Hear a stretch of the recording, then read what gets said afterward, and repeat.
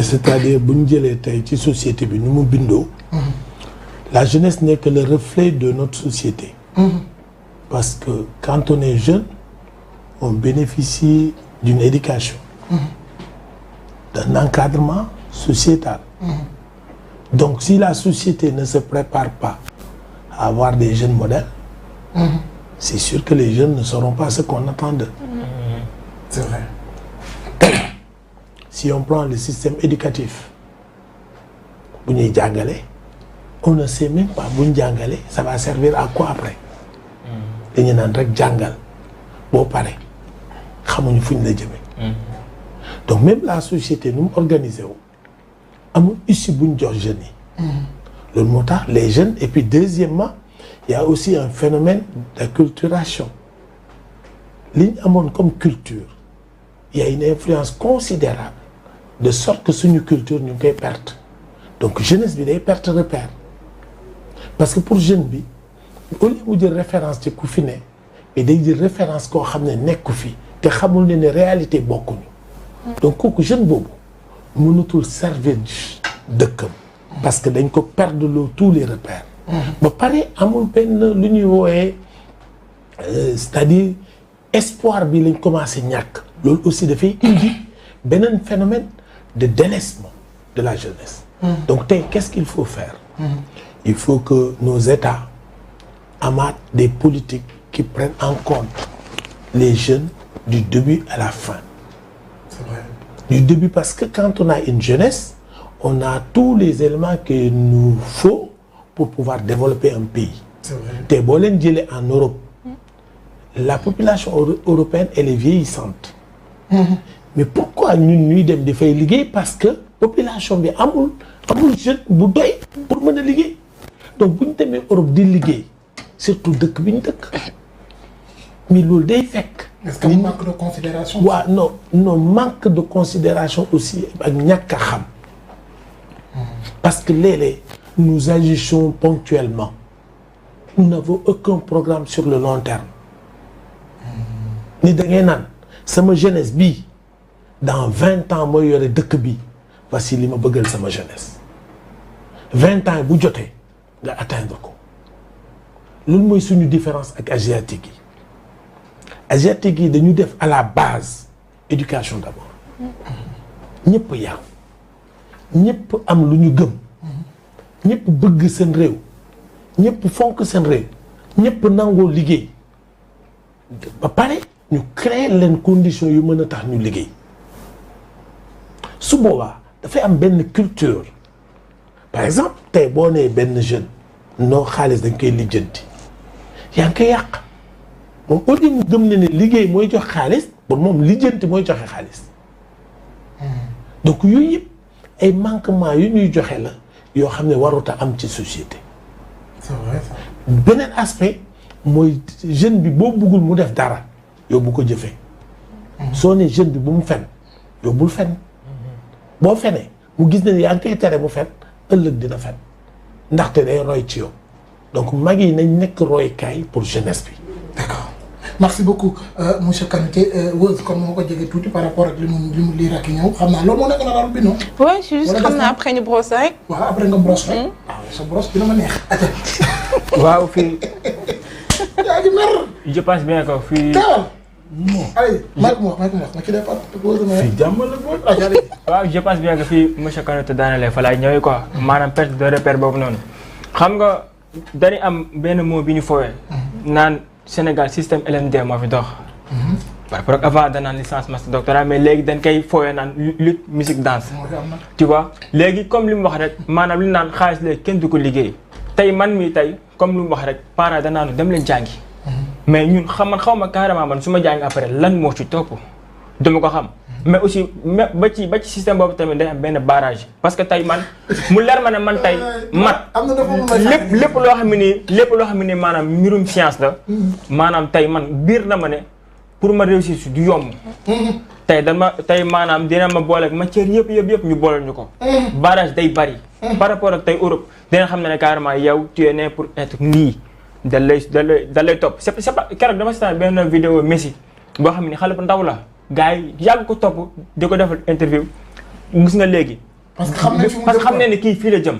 mais ñun léegi ñun maanaam dañuy tëjal barrage. te tey aussi boo jàngee ba ci maanaam système LMD bi dafay refléter tey si suñu jàng man tey mënu ma concevoir tey nga ne tey ñun dañoo war a am ay référence comme li ko monsieur Kanouté wax tey élèves yi ubbi kaye gis mbër en fait balaa ma kenn en fait mais tey ay mbër nga siy gis wala ay waykat élève boobu même bu xam ko dina ne mais kii lan la nekk suñu réew lan moo tax lii waaw léegi bañ nag ba sax man personnellement jamono yi may jàng suñu école amoon na mbër bu mag boo xam ne nii foofu la dem entraîner chaque à partir de 17h. maintenant 5. foofu doon ay ñoom Gris Bordeaux Yékini waaw fa la dem entraîner boo wàccee 17h rek yow après dama naan waa mais li la damay toog damay seetaan léegi loolu noonu man maa ko def sama xel bu yàlla dogalee maanaam ma dem ba xaw am doole dama naan pourquoi pas ma def lii wala su ma gisee tey jii.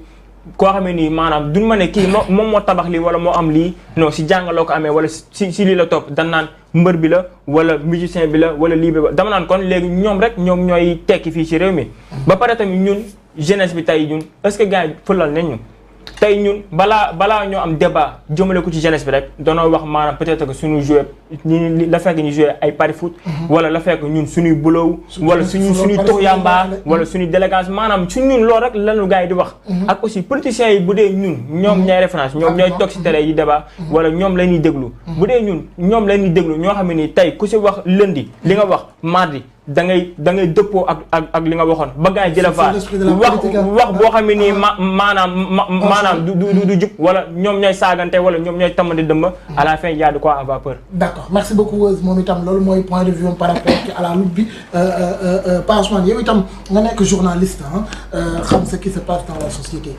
li nga xam ne moom la ñu rakk indil ci à la loupe concernant l'importance de la jeunesse mais yow itam est-ce que gisoo ni négativement am na lu ci des.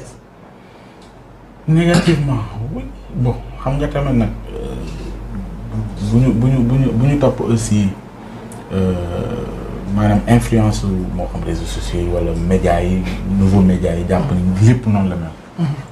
man xam naa ay ndaw yoo xamante ni dégluwuñu ay ku leen di wax naa ñoom xam nañ ne mbir mi xam-xam la mu jaral leen lu ne ngir ñu génn ci situation yi doon liñ bëgg a doon. fii bëri na ndaw yoo xam ne boo leen laajee fii ak 5 ans loo bëgg a doon. waaw parce que am na xale bu ñu mos a interview laaj ko loo bëgg a doon. la mu wax yàlla ma ci jaar. mais kaa wax dara loolu. tu te rappelles loolu.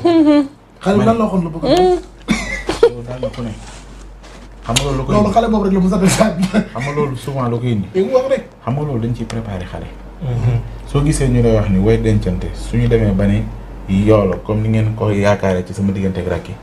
projet la c'est-à-dire projet boobu noonu bu ngeen ci paree bu ngeen ci préparé am ci doom ci jamono jooju ngeen di préparé naka lañ koy waajalee c'est vrai pour que mu mën a affronter la société yegg ci niveau bi nga bëgg mu yegg c'est un process ni nga process boobu boo ci bàyyi rek après bu yeggee mën nga ni waa kii lu tax mu mel nii fekk na soo xoolee ci process am na période boo xam te ne foofu lañ ko waroon duggalee jom ji koy may mu mën a affronter la société noonu fii laa bëgg a yegg mais est-ce que amoon na possibilité ku taxaw wax ko noonu am na ñoo xam ne yàllaa leen may des doués man waxuma ñoom ñi nga xam yàlla daf leen may ñu génn ci norme man ñi may wax mooy ci généralité ci sénégalais yi ci doomu aadama nga xam ne il faut mu suivre benn process pour yegg fa foofu laay wax ni jeunes yi souvent duñ leen amuñu possibilité déglu leen te duñ leen dégg duñu xam seeni limite lan la pour corriger ko xas leen di def wala bedd leen wala bu ñu waxee ñu ne xale nga nangam moo wax la dara suñu sëriñ si ñu gëm yëpp ci réew mi ba ñu nekkee seen dëgg ndënd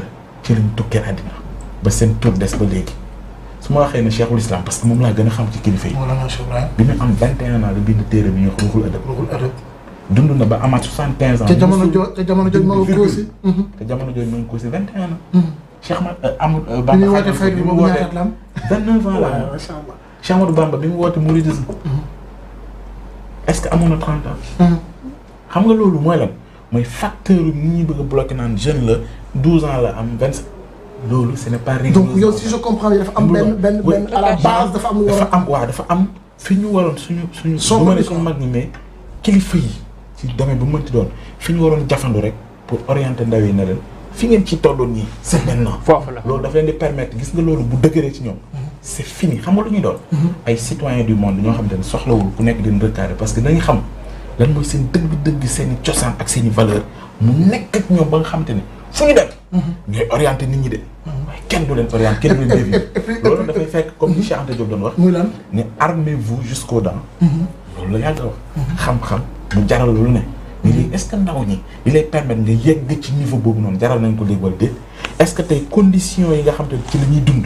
ci mettit dina dem ba boo amee fulla ak fayda ji ndax fulla ak fayda jooju dina la accompagner ndax sa njaboot dina la ci accompagner. mais l'importance aussi l'importance de nos grands-parents l'importance. loolu nag dogoo la fa yóbbu. li ñuy woowee dog maanaam nga xam ni période la rek su ma ci defee li ci war. mën naa jóge ci état bi am fu ma yegg. mu jaral la nga def ci li ci war pour yegg ci. xam pour dire quoi. il faut qu'on arrive à dire à cette jeunesse. la vérité. man mii di wax ak yow. HLM Patte d'Oie bii laa doon jóge. bi may jàngi université nekkoon lettres modernes. HLM Patte d'Oie laa doon jóge. dox ba université Cheikh Anta Diop de Dakar. yegg si fa 4 heures du matin. B1 B2 ku ko xam temps Jérémy. nga xam boo fa ñëwul 3 heures du matin doo am place. temps Jérémy fa laay ñëw. et puis fa lañ ko doon joxe. B1. oui ma B1 4 heures du matin laa yegg si de. pour jël place damay nelawaat foofu ci table banc bi ba 8 heures professeur bi ñoo jox ma 2 heures de temps de cours ma jóge fa demaat te nga jamono yooyu ñaari gerte suukar yi laa doon jënd gerte suukar parce que dama amoon possibilité soit ma paas du ma añ. wala nga añ. wala ma dox añ. mais loolu li tax te li may wax nii sama papa xëy na bu ko doon dégg sama yaay nañ ma ne xamuñu woon ni sax loolu dund naa ko parce que lan dama ne toll naa foo xam du ma dem naan sama papa. jox ko sama yaay wala kenn. situation bii nii c'est une situation temporaire maa ko fi bàyyi sàkku xam-xam dafa ànd ak coono. il faut qu'on dise à cette jeunesse la vérité. ñu bañ a jàpp lu ne rek da nga koy am nii.